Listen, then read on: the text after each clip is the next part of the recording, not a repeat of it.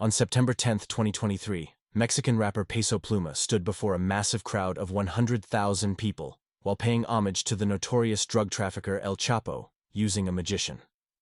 This was not well received by the Jalisco New Generation Cartel, and what they did next would haunt Peso Pluma forever. In today's video, we will explore 5 instances where rappers tangled with the wrong members of the cartel. 5. Peso Pluma. Peso Pluma, a star of Mexican rap, was on stage during the 2-day music festival in the country's capital. However, during his performance, he brought the microphone closer to the crowd in Mexico City, composed of approximately 100,000 people, as they chanted the initials JGL in unison. This referred to Joaquin Guzman Loera, alias El Chapo, and although this homage to the incarcerated drug trafficker held no significant meaning for Peso Pluma, it resonated deeply for the Jalisco New Generation Cartel, CJNG. They vowed to seek revenge.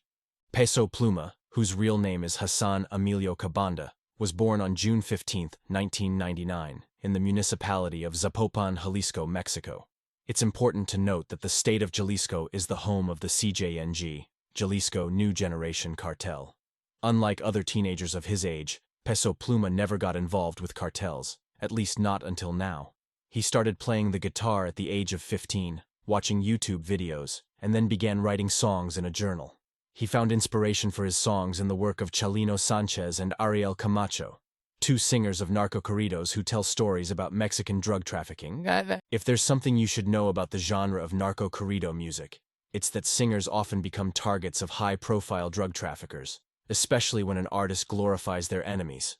But having been born in a violent environment, Peso Pluma wasn't about to get caught in the midst of any animosity. So, he found his own sound and had a major breakthrough that transcended Mexico's borders. In July 2022, his 3rd studio album, Genesis, debuted at number 3 on Billboard's all-genre album chart, the highest position ever reached by a regional Mexican music album. It also garnered billions of streams on Spotify. Quite impressive, isn't it? However, at the same time, Peso Pluma glorified El Chapo in some songs, which caused him a lot of trouble. In the song Si Bendes, which translates to Always Ready, Peso Pluma sings in the first person about the life of a member of the Sinaloa cartel, who protects El Chapo. This wasn't well received by the CJNG, who felt that Peso Pluma was using his rapid rise in the music industry to glorify their #1 rival. Therefore, they decided to send him a warning. On September 12, 2023, 4 banners were placed on bridges in the city of Tijuana, warning Peso Pluma to cancel his upcoming concert in the city on October 14th. In the banners, it was stated that if he didn't, it would be his last concert due to his disrespectful tongue. All banners were signed by the CJNG, indicating that the message came from them. At that time, Peso Pluma was in the United States, rehearsing for his performance at the MTV Video Music Awards the next day. To be honest, Peso Pluma is not the first artist to sing about El Chapo, so what makes him an enemy of the CJNG? Well, first of all, Peso Pluma is one of the biggest Mexican artists right now. He has over 11 million followers on Instagram, and his songs are now favorites among Americans in the Western world. On the other hand, Tijuana has been a place of conflict for cartels. The city, near the border, and its surrounding areas have been disputed territories for a long time. They are often referred to as plazas when discussing which criminal cartels control them. In Mexico, the modern drug wars in the city began in the late 80s and 90s when the Guadalajara cartel split, giving rise to groups led by El Chapo and Ismael El Mayo Zambada in the Sinaloa cartel, and the Arellano Felix family in Tijuana. Power in Tijuana has shifted between different factions that emerged from these initial groups over the years. Recently, other criminal groups have also moved into the region, with the CJNG being one of the most prominent.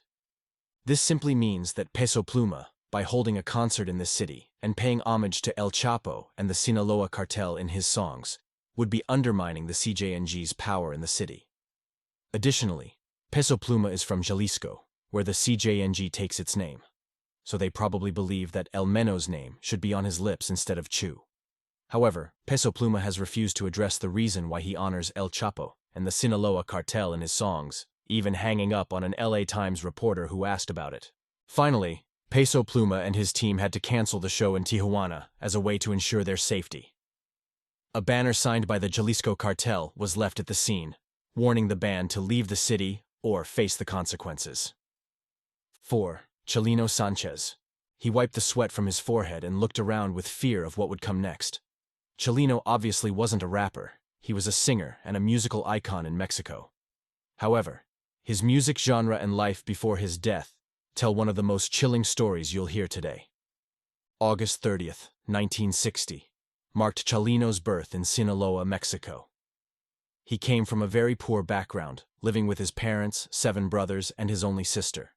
He was also a very mischievous child and did many bad things to survive.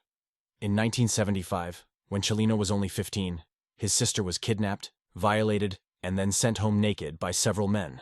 Chelino vowed to avenge his sister, and he knew that a local man named El Chapo Perez was one of the perpetrators. 4 years later, his chance for revenge arrived. He was at a party when he saw Perez carrying a weapon. He approached him and shot him point blank, instantly ending his life. A shootout ensued, and Chelino managed to escape, but Perez's men saw his face, so he couldn't return home. That night, Chelino fled Sinaloa, but at dawn, the problems that would eventually lead to his death began. He moved to Tijuana, where he helped Mexicans cross into the United States. Eventually, Chelino crossed himself and moved to Los Angeles, where he engaged in trafficking small amounts of marijuana and cocaine with one of his brothers. However, when he returned to Mexico, his brother was eliminated, and he was arrested and imprisoned for about 18 months. But listen closely, because this is when Chelino started writing narco-corrido songs glorifying the lives of drug traffickers. Controversial, yes, but at that time, no other artist was doing it, so Chelino became very famous. Once out of prison, he returned to Los Angeles, hired a band to record his music, and started performing live in crowded venues across the city.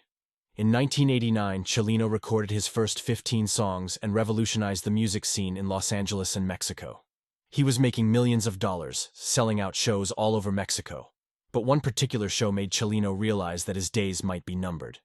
On January 25, 1992, Sanchez was performing at the Plaza Los Aros restaurant and nightclub in the desert city of Coachella.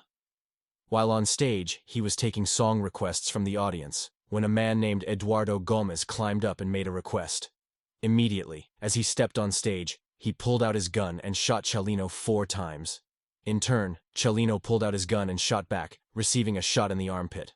However, he survived, but from that moment on, he knew that any show he did afterward could be his last due to the incident. Chelino sold the rights to his music to a record label, using the money as a down payment for a house for his wife and 2 children. To complete the payment for the house and leave his family with a fortune in case something happened to him, Chelino accepted a concert in the feared city of Culiacan. If you didn't know, Culiacan is the home of the Sinaloa cartel, which controls every corner and street. Chelino knew it was a dangerous move to perform there considering his type of music, but he was willing to enter the lion's den as long as his family was safe. Unfortunately, he wouldn't survive. On May 15, 1992, despite warnings from his family, friends, and even death threats, Chelino decided to perform at the Buena Vida Hall in Culiacan. And like Deja Vu, a fan made his way to the front of the stage to deliver a song request, but from the expression on his face, it wasn't a request, but a message informing him that it would be his last performance there. Fear could be seen on his face the moment he read that note, but despite it, he continued singing. After the show, Chelino left with his 2 brothers, a cousin, and several young women. On their way home, they were stopped by armed men in Chevrolet Suburbans claiming to be police. One of the men showed his badge and told Chelino, "My commander, they need you." Chelino and his brothers tried to offer them money since it wasn't uncommon for Mexican police to accept bribes. Unfortunately, they rejected the offer. Chelino surrendered to the men, and they quickly drove away with him. 12 hours later, 2 farmers found a man in a ditch with rope marks on his wrists and eliminated. It was Chelino Sanchez. But who killed him? An investigation was conducted, but no evidence was found. Massive corruption in Mexico likely played a role in this unsolved mystery. However, according to close sources, there are 3 main suspects held responsible. First, we have associates of El Chapo Perez, seeking revenge for a violent past attack that forced Chalino to flee Mexico. Second, we have Mr. Gagos, the individual who shot Chalino in Coachella. And lastly, there's the Sinaloa cartel. The first two likely had connections with the cartel and may have orchestrated his death, although it's not confirmed. Additionally, because Chalino received commissions from actual cartel members, the Sinaloa cartel might have seen Chalino as a tool for other cartels and decided to eliminate him. I take a brief pause to remind you that if you're enjoying the video, give it a like, and I want to remind you that we're almost at 10,000 subscribers, so subscribe to help this community grow even more. Now, let's continue. 3. Mr. Yos Loot. On April 19, 2018, the lifeless body of the 42-year-old Mexican rapper, Mr. Yos Loot, was abandoned in an empty lot in the western city of Guadalajara. He had been brutally assaulted, and a note from the cartel that orchestrated his death, the CJNG, was found. Now, this guy here got into trouble with an extremely dangerous cartel without even being Mexican. He was born in the United States on January 20th, 1976, in Bakersfield, California. However, at some point, Mr. Yos Loot found himself in the city of Guadalajara, Mexico, where he joined a street gang and also ventured into rap. People in the building would definitely know his two iconic songs. He was a veteran in the game, speaking about his street experiences in a very honest way, like the Snoop Dogg of Mexico. But the biggest mistake he made in his life was associating with one of CJ's biggest enemies. And no, it wasn't El Chapo, or the Sinaloa cartel, but the hardened criminal and drug lord El Cholo. Before saying anything else, I want you to understand something here. Street gangs, mobsters, and CJ operate in different corners of the criminal world in Mexico. They may intersect in some business, but they are separate entities and rarely cross into each other's territories. However, when they do, things heat up, and people get wiped out. That's how Mr. Yos Loot ended up being eliminated. He was a member of the street gang La Florence 13, who stained their hands with white powder drug trafficking and the blood of hundreds they orchestrated to be eliminated.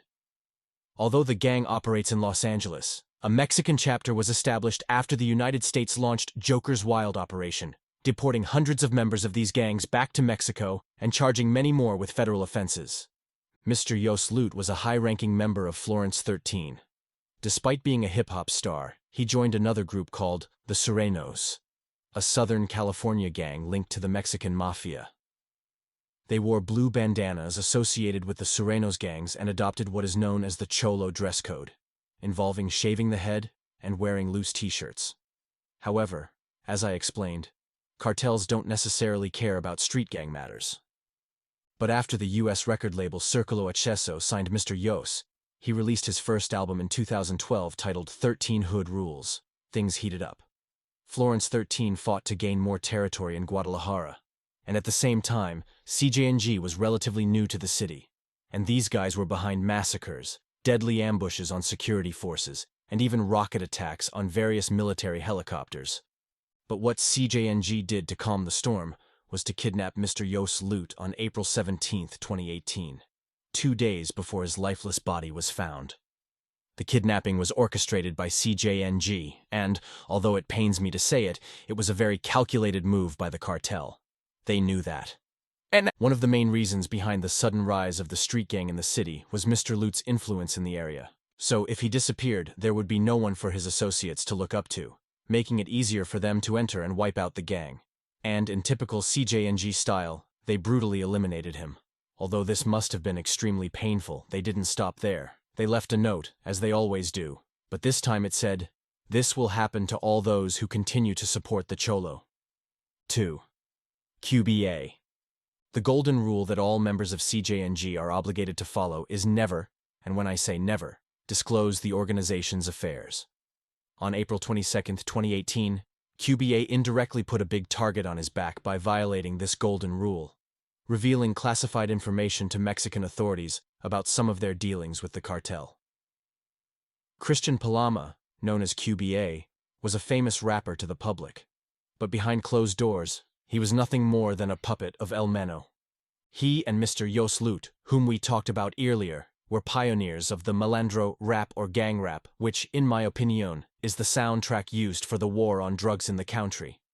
His YouTube channel had over 200,000 subscribers and millions of views. However, his videos were not what you would expect from a mainstream artist. The videos were shot in poor neighborhoods of Guadalajara, the capital of the state of Jalisco, and showed young people wielding weapons and consuming drugs. Some of his lyrics spoke about methamphetamine and different cartel massacres, marking QB's early steps into CJNG's bad books. On March 19, 2018, 3 film students, Javier Salomon, Daniel Diaz, and Marco Avalos, were kidnapped in the town of Tonala, in the western state of Jalisco. These 3 students were filming on a ranch belonging to CJNG, and QBA and 2 other CJNG members mistook them for members of a rival cartel. After the missing persons report of these 3 students became known, the entire nation was outraged.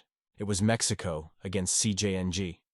Meanwhile, in the cartel's camp, QBA and his men still believed these boys were members of the rival cartel. They tortured one of them, Javier Salomon, and after that, they had no choice but to kill the rest.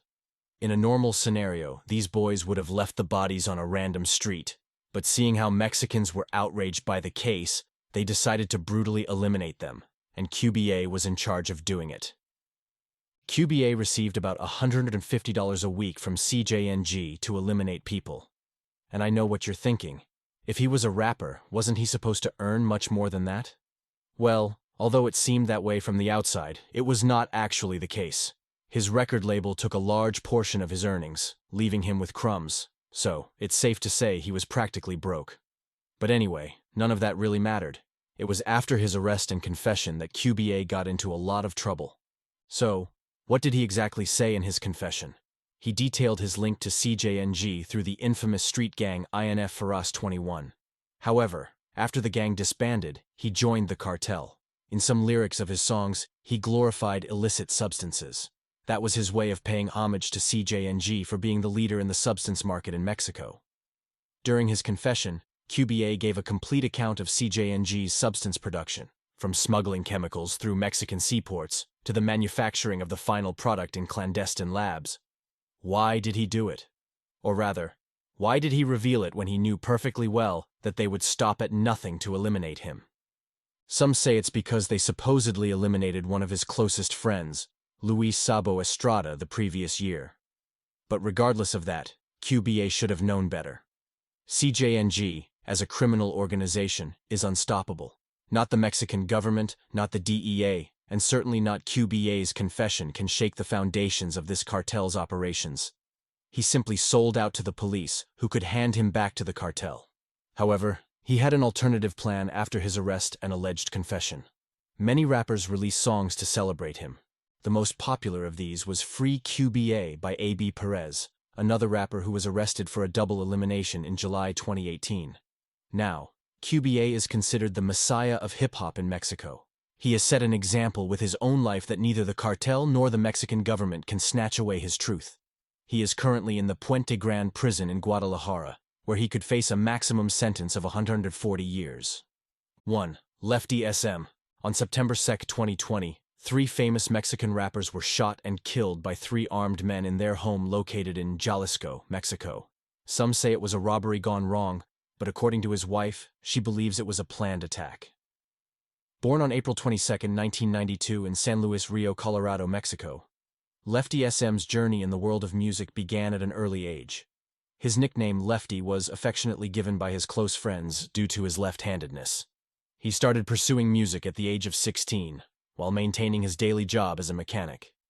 His early work showcased a strict hip-hop sound with slow G-funk rhythms, and it was quite impressive. He drew influences from various genres, creating a unique and versatile style that allowed him to switch between delivering unrestrained bars and singing with soul. This unique style led him to sign with the renowned label Alzada Records, which was a significant achievement for him, but also marked the beginning of his downfall. As a prominent figure in Mexico's urban rap scene, Lefty SM gained international recognition through YouTube, amassing 2.5 million followers after his debut in 2017.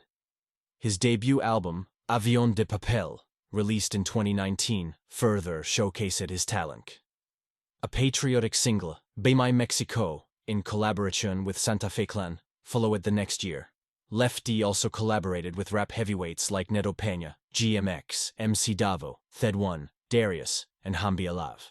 He was undoubtedly the biggest rapper in Mexico until the tragic incident on September 2, 2023. Lefty and his wife Issa Mary were lying in bed when 3 armed assailants broke into their home and attempted to forcibly take him. Unable to do so, they resorted to violence, opening fire and fleeing the scene.